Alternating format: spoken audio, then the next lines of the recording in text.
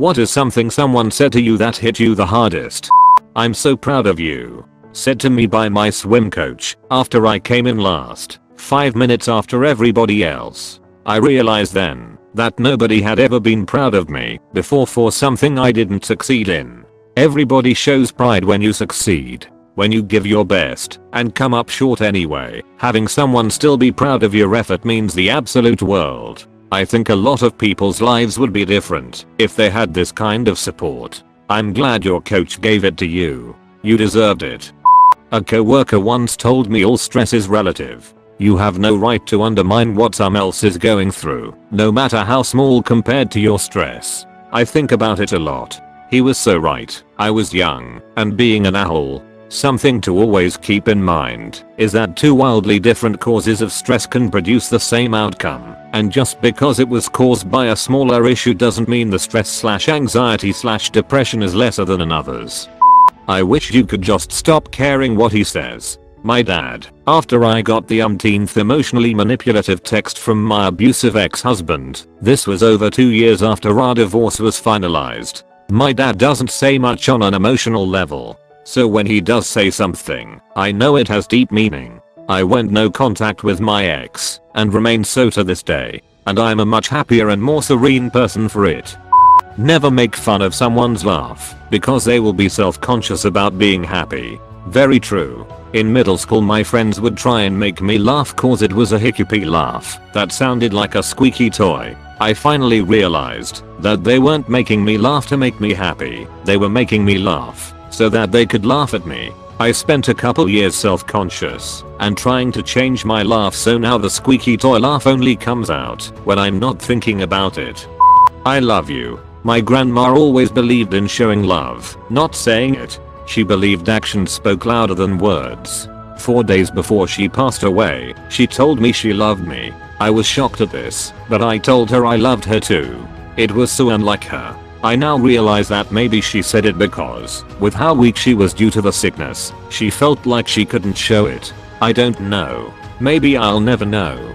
But that was when I knew that she didn't have much time left.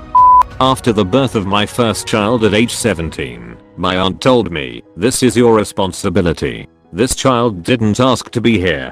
Didn't ask for you as a mother. Didn't ask for him as a father. It's going to be hard, but it's not his fault he is here." Really made me step up and try my hardest to be a good mother. I hear her voice every time I see a news story about child abuse or neglect. You sound like an incredibly strong woman. Never give up.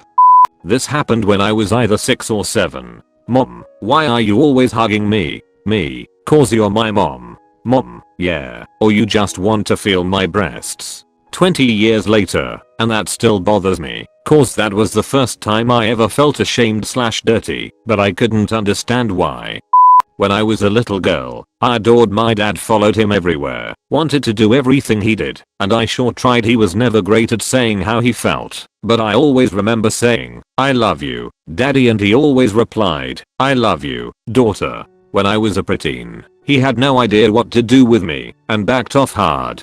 I was super awkward as a preteen/teenager, and our relationship was super rocky. We had a lot of hurtful exchanges, and I spent as little time at home as I could. In the summer of 2007, I wrote him a letter, telling him that the way he distanced himself from me was hurtful, and that I didn't know how to deal with the harshness of our current relationship, but that I still loved him and wanted to try and move past our painful interactions and rebuild our relationship. He never responded to most of it, but told me he was sorry and wanted to fix things too.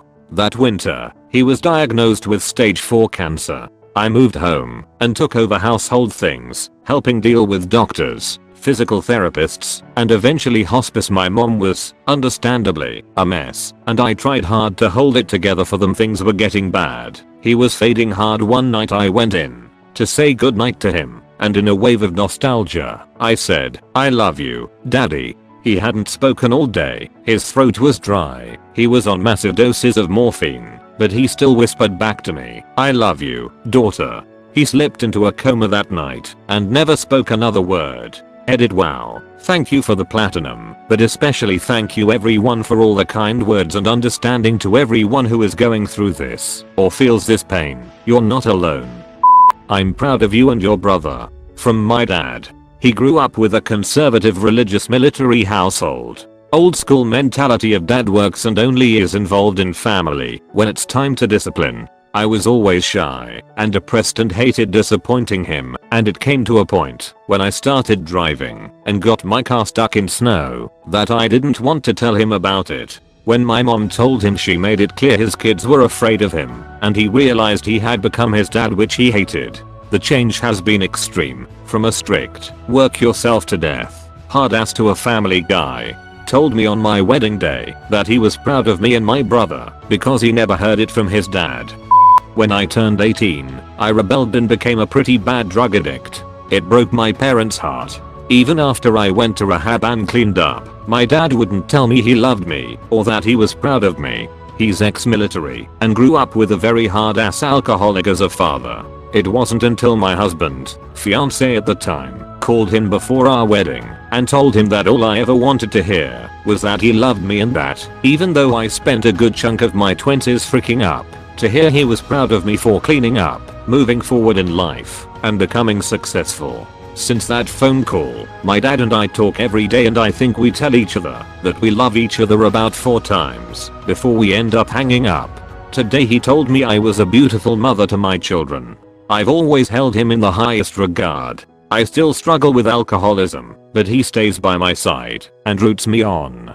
Now, I'm sure to let my kids know how proud I'm of them and how much I love them. Hugs to you, Opus. I feel ya. Edit. Thanks for upvoting this. Makes me not feel so alone. Edit 2.0. Thanks for the gold. One day, you'll wake up next to the ugly girl you're dating, and you'll shame our family. A friend asked if I knew my boyfriend, now husband, was out of my league.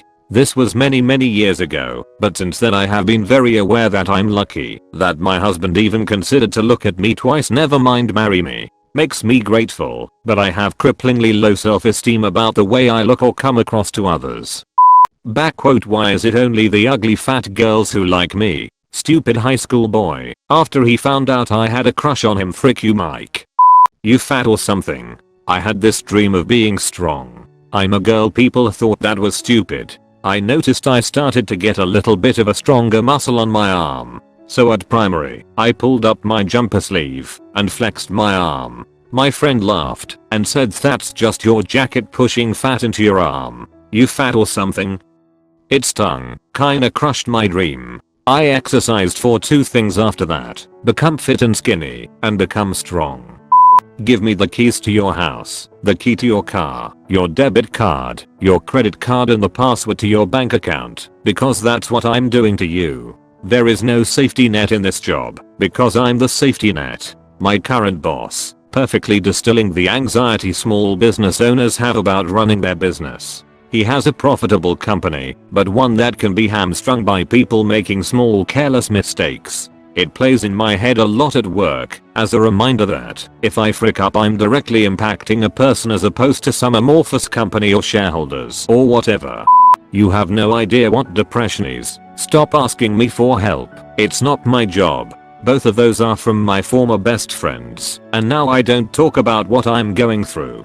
The funny thing is, they both said those things when I was very suicidal and at some very low points. Prior to going to them at that time, I just kept things to myself. They both told me I could go to them if need be, yet the first time I do, they say that. Not to mention they both had come to me for help with their problems multiple times before I opened up to them about mine.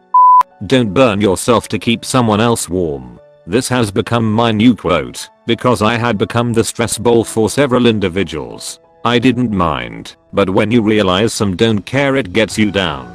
I read this somewhere, and am now trying to make sure I don't ever trust or care for anyone outside of my family completely again. It's a matter of time before you end up in prison and waste the last chance that God's given you. I've been given a lot of chances, and I've narrowly escaped death more than once. This was said to me after my last brush with death. It is not your emergency. My paramedic partner, I was an 18Y/OEMT after my first cardiac arrest call. It helped me realize so much. First about the job, and still years later I related to many aspects of life. Just because this person or group of people is shot / can't breathe / dying / angry or hysterical does not mean I have any reason to feel anxious. I'm there to make things better, not become a component of the chaos. In essence, I think this should always be true.